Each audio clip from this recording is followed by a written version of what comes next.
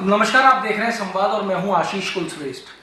2 अप्रैल 2022 को करौली में जो घटना घटी उसने राजस्थान में ही नहीं बल्कि पूरे देश में करौली का नाम एक काले पन्ने पे दर्ज कर दिया। करौली में हिंसा होती है, तुरंत कर्फ्यू लगा दिया जाता है। कर्फ्यू के बाद में धीरे धीरे करके घटनाओं की जानकारी जो है वो निकलना शुरू होती है और ऐसे के अंदर भाजपा और कांग्रेस भी अपनी अपनी कमेटी बनाती हैं।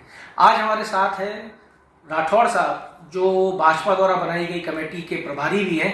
राठौड़ साहब, आप करौली से आए हैं, बहुत सारी सच और बहुत सारी बातें जो हैं वो झूठ चल रही हैं।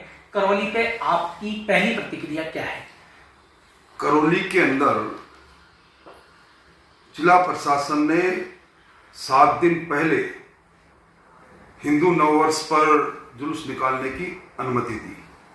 जिस रास्ते से जुलूस को निकलना था उस पर आधा दर्जन बार उस रास्ते को देखा गया, परखा गया और उसके बाद विधिवत नियमानुसार जुलूस ने निकलना प्रारंभ हुआ। जुलूस के अंदर एक भी आपत्तिजनक नारा नहीं लगा और जो ही जुलूस मस्जिद के उस 13 मकानों से अचानक पत्थरों की बौछार हो गई। बौछार इतनी तेज थी कि उधर से पत्थर और उधर से शटर ऊपर कर करके जो पहले से इधर उधर दुबके पड़े लोग थे उन्होंने लाठियों से उस जुलूस पर प्रहार करना प्रारंभ कर दिया। पुलिस मूक दर्शक बनी रही। अभी कई वीडियो जारी हुई है जिसमें पुलिस कह रही है कि बहुत हो गया, थोड़ा और आगे बढ़ो। पुलिस ये कह रही है कि आपने इस मोटरसाइकिल को तोड़ दिया, आपने इस रथ को तोड़ दिया, अब कृपया आगे जाओ तो आपका काम पूरा हो गया। मैंने पुलिस की इस प्रकार की मूकदर्शक होना कभी देखा नहीं। जिला प्रशासन को चाहिए था कि वो ड्रोन से उस पूरे मामले को देखते। छतों पर टनों पत्थर चले गए। ये पत्थर कोई किसी हेलीकॉप्टर से नहीं गए, रातों रात पत्थर जमा किए गए और बड़े सुनियोजित तरीके से इस बार हमला किया गया। और मैं समझता हूं पीएफआई जिस प्रकार अपनी गतिविधियां राजस्थान में बढ़ा रहा है, राजस्थान में पीएफआई को सीएमओ की दखलंदाजी के कारण से एक अनुमति मिली हिजाब रैली के लिए कोटा के अंदर 2 फरवरी को।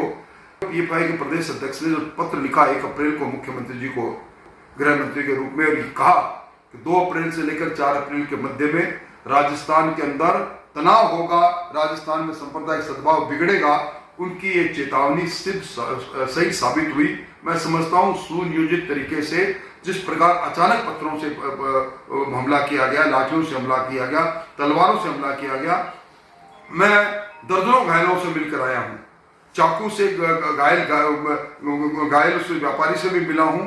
जली हुई दुकानें इस बात की गवाही दे रही है कि दंगाइयों को खुली छूट मिली थी और आज उसी का परिणाम है कि पूरा करौली, पूरे भरतपुर संभाग के अंदर सांप्रदायिक सद्भाव बिगड़ चुका है और सरकार तुष्टिकरण की नीति पर आई हुई है। पहले मौका मैं देख रहा हूं जब कोई सरकार जो सत्ता में हो अपनी एक कमेटी, अपने विधायकों की कमेटी बनाती है और विधायक भी एक ऐसे विधायक जाते हैं जो ये कहते हैं जो नववर्ष के दिन ऐसे नारे लगे जिसके कारण से सारा उपद्रव हुआ। मैं समझता हूं पहली बात तो नारे लगे नहीं, नारे लगे तो पुलिस का हमला साथ में चल रहा था, उनका भी कोई कर्तव्य होता होगा। और इस प्रकार का हमला, और इस हमले को मुख्यमंत्री जी ने भी क्लीन चिट दे दी कि ये सारा का सारा मामला तब हुआ जब आपत्तिजनक नारे लगे। यानी दंगाइयों को एक गृह मंत्री के रूप में मुख्यमंत्री खुली छूट दे रहे हैं, क्लीन चिट दे रहे हैं। इससे बड़ा दुर्भाग्य हो नहीं सकता। नहीं, ये भी कहा गया है, जो कमेटी जिसकी आपने भी चर्चा की वो ये कह रही है कि आपके लोग तलवारें ले लेके मौजूद थे, हवा में तलवारें लगाई गई। देखिए, इस पूरे मामले में सारी चीज सुस्पष्ट इसलिए है कि सारी वीडियो में कैद है। टीवी ने खुलासा किया है जिसके अंदर उन दंगाइयों के चेहरे भी है। हमने प्रशासन को कहा, कल मैं खुद 4 वीडियो सौंप कर आया हूं और मैंने प्रशासन को यह कहा कि आप कल शांति समिति में जिस व्यक्तियों के साथ बैठे थे उनमें से ये चेहरे देख लो, आप उनको आप बिल्कुल अपने पास में बैठाकर, और जो उकसा रहे हैं, जिनके हाथ में लाठियां हैं आप, और मैं समझता हूं कि जब सारी चीज, सारे एक्ट वीडियो में कैद है तो उसके बाद उसमें उसको नकारा नहीं जा सकता। अगर कोई ऐसा वीडियो है जिसके अंदर भारतीय जनता पार्टी या हिंदू समाज के लोग किसी को उकसा रहे हैं तो सामने लाना चाहिए। क्यों रोके बैठे वो तो वीडियो वायरल कर रहे हैं और दिखा रहे हैं अपने लोगों को। सरकार की तरफ से मेरी अभी रफीक खान जी से बात हुई तो वो तो वीडियो दिखा रहे हैं जिसके ऊपर मस्जिद के ऊपर आपके लोग चढ़ के भगवा झंडा लगाने की तैयारी कर रहे हैं। मैं नहीं समझता। मैंने कल पूरा प्रशासन से, जहां पूरे कलेक्टर, एसपी और यहाँ से गए हुए एडिशनल डीजीपी सबसे बात की, उनके पास ऐसा कोई वीडियो हो तो निश्चित तौर पर वो दिखाएं। मैं समझता हूँ कहीं की घटना कहीं जोड़कर अगर कोई फेक वीडियो बनाकर इस प्रकार का कुछ सी काम किया गया तो हम पुरजोर तरीके से विरोध करेंगे। नहीं, तुष्टिकरण की आप बात कर रहे हो राजस्थान में कि गहलोत सरकार कर रही है, गहलोत आप पे इल्जाम लगाते हैं कि आप लोग। आपने कल डिस्कॉम का ऑर्डर देखा होगा, सिर्फ रमजान का महीना है इसलिए मुस्लिम बाहुल्य क्षेत्र में बिजली की कटौती नहीं। क्या उसके साथ नवरात्र का महीना नहीं है? वो 2 घंटे बाद में विड्रॉ भी कर लिया। तो उनकी मानसिकता तो सामने आ रही है ना कि किस प्रकार सरकार चल रही है। ये वोट बैंक की राजनीति लंबे समय तक चलेगी नहीं। मुआवजा देने की बात की जा रही है, वहां जो लोगों का नुकसान हो गया उनको मुआवजा भी मिलेगा। मुआवजा आज अब तक जो दुकानें जली है उन दुकानदारों की एफआईआर दर्ज नहीं। मैं खुद देख कर आया हूं, 50 से ज्यादा मोटरसाइकिलें जली या टूटी पड़ी है, ये अपने आप नहीं टूटी पड़ी, उनकी एफआईआर नहीं। जिन लोगों को चोट लगी है उनकी एफआईआर दर्ज नहीं। हालांकि हमें कल उन्होंने आश्वस्त किया है एफआईआर दर्ज हम करेंगे। मैं समझता हूं कि 107, 151 में जिन 61 लोगों को उन्होंने पाबंद किया उसमें भी ज्यादा हिंदू समाज के लोग, ये सारी बातें ये दिखा रहे हैं कि कहीं न कहीं असंतुलन की ओर राजस्थान बढ़ रहा है। ये सरकार की शय पर हो रहा है। ये सरकार वही है जिसने पीएफआई की, हिंदुस्तान में किसी ने पीएफआई को हिजाब रैली करने की अनुमति नहीं दी। सुनियोजित तरीके से अचानक हमला हुआ, हमलावरों के पास ही थे। मकानों से जो छतों से पत्थर आ रहे हैं ये किसके घर थे? वो 13 घर आइडेंटिफाइड है। आज पुलिस को हमने दबाव दिया, पुलिस ने सीज भी किया है। उनकी मलकियत किसकी है वो सारी बात सुस्पष्ट है, इसको झुटलाया नहीं जा सकता। फैक्ट इज फैक्ट, दिख रहा है, सामने दिख रहा है।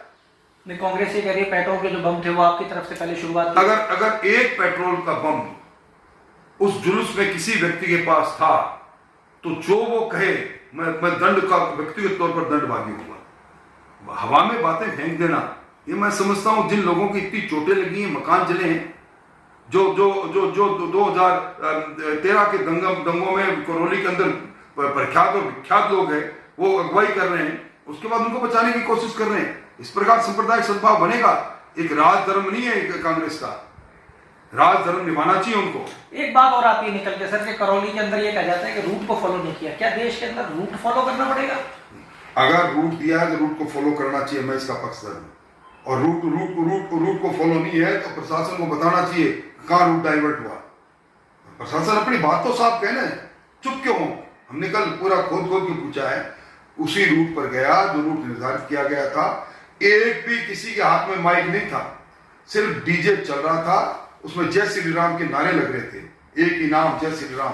अगर ये कहना भी गुनाह है हिंदुस्तान में तो गुनाह कबूल है। आखिरी सवाल, जेपी नड्डा के ऊपर एक बड़ा बयान मुख्यमंत्री ने दिया है। देखिए मुख्यमंत्री जी का मैं क्या कहूं, अनर्गल बयान देना उनकी आदत में शुमार हो गया। जब भी कोई बड़ी घटना होती है उस हर बड़ी घटना को अमित शाह साहब के नाम के साथ और नड्डा साहब के नाम के साथ जोड़कर हवा में बात उछाल देना, ये फितरत है उनकी, जनता सब जानती है। गृह मंत्री के रूप में जब से राजस्थान बना है सबसे विफल मुख्यमंत्री। अपने गिरेबा में झांक कर देखें, नेशनल क्राइम ब्यूरो की रिपोर्ट चीख कर आपके अपराध और अपराधियों के हालात को बयां करती है। सर आप हर चीज मुख्यमंत्री के ऊपर डाल देते हो, मुख्यमंत्री का ये कहना है, लेकिन आप कभी भी आप लोग महंगाई के ऊपर बात नहीं करते। आप लोग हमेशा धर्म के ऊपर और इन सब पे बात करते हैं। देखिए महंगाई के लिए तो मुख्यमंत्री जी को बात करनी चाहिए।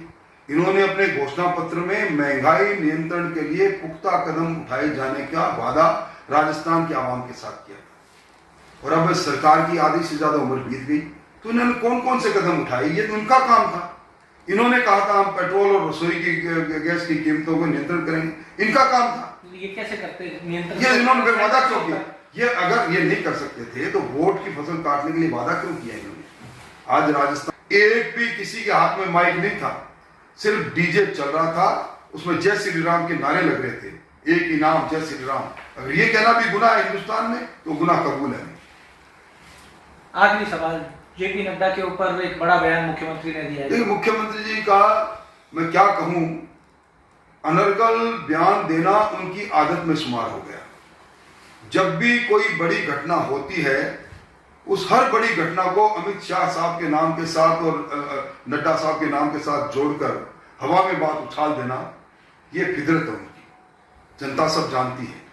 गृह मंत्री के रूप में जब से राजस्थान बना सबसे विफल मुख्यमंत्री, अपने गिरेबा में झांक कर देखें, नेशनल क्राइम ब्यूरो की रिपोर्ट चीख कर आपके अपराध और अपराधियों के हालात को बयां करती है। सर, आप हर चीज मुख्यमंत्री के ऊपर डाल देते हो, मुख्यमंत्री का ये कहना है, लेकिन आप कभी भी आप लोग महंगाई के ऊपर बात नहीं करते, आप लोग हमेशा धर्म के ऊपर और इन सब पे बात करते हैं। देखिए, महंगाई के लिए तो मुख्यमंत्री जी को बात करनी चाहिए।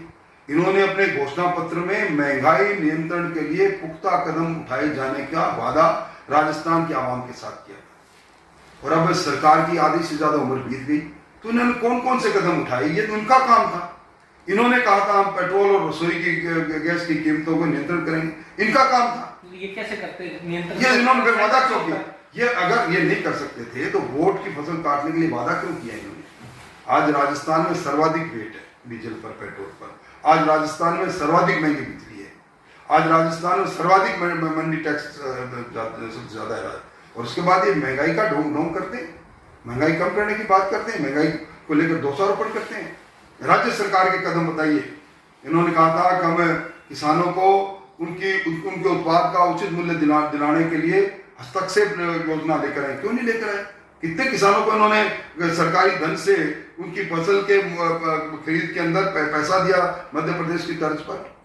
एक कदम आगे नहीं चली है, और मैं समझता हूँ जनता सब जानती है। राठौड़ साहब, आप चिकित्सा मंत्री भी रहे हो, आखिरी सवाल के साथ में खत्म करेंगे। एसएमएस में कल आईपीडी टावर का भी उद्घाटन हुआ है, और चिकित्सा के क्षेत्र को भी लेके बहुत सारी चीजों को प्रमोट किया जा रहा है, फ्री मिल रहा है सब कुछ। आप भी चिकित्सा मंत्री रहे, और कहीं ना कहीं सुनने में ये भी आ रहा है कि इसके अंदर पीछे जो पैसा है वो कहीं सेंटर से भी पैसा आ रहा है, इस विषय पे आप क्या कहोगे? देखिए, जितने भी मेडिकल कॉलेज आ रहे हैं सबको पता है, एनएमसी की गाइडलाइन के अनुसार 60% पैसा केंद्र सरकार का है, 40% पैसा राज्य सरकार का है। केंद्र सरकार में मोदी जी की सरकार का फैसला है हर जिला मुख्यालय पर मेडिकल कॉलेज बने, इसलिए मेडिकल कॉलेज बन रहे हैं। अब रही बात आईपीडी की टावर की, आईपीडी टावर की बुनियाद जब मैं चिकित्सा मंत्री था तब भी बात चली थी। करौली में जो भी घटा, किसी भी जो दो समुदायों के बीच में जो भी ये घटना, देखिए, सरकार का रवैया अभिभावक का तौर पर होना चाहिए। सांप्रदायिक सद्भाव कायम रहे, इसके पक्षधर हम भी थे, हम भी हैं भी। कल भी जिला प्रशासन को हम यही कहकर आए, पर सरकार को भी रहना चाहिए। ये पक्षपात पूर्ण चश्मे से हर बात को देखना, ये दुर्भाग्य है। इस सरकार के जहाज में इतने छेद है, इतना तेजी से पानी भर रहा है। अब जो सरकार ने कर्म किया है उसको मैं कुकर्म कहूं तो बड़ी बात नहीं, ये सरकार के लिए नासूर साबित होगा। करौली नासूर साबित हो सकता है गहलोत सरकार के लिए। राजस्थान में ये कहना है पूर्व कैबिनेट मिनिस्टर राजेंद्र राठौड़ का। राठौड़ साहब, आपका बहुत बहुत धन्यवाद। डाउनलोड करें अमर उजाला ऐप और पाएं खबरें लगातार। अगर आप ये वीडियो YouTube पर देख रहे हैं तो हमारे चैनल को सब्सक्राइब करें और बेल आइकन को दबाना ना भूलें। अगर आप Facebook पर ये वीडियो देख रहे हैं तो हमारे पेज को लाइक करें।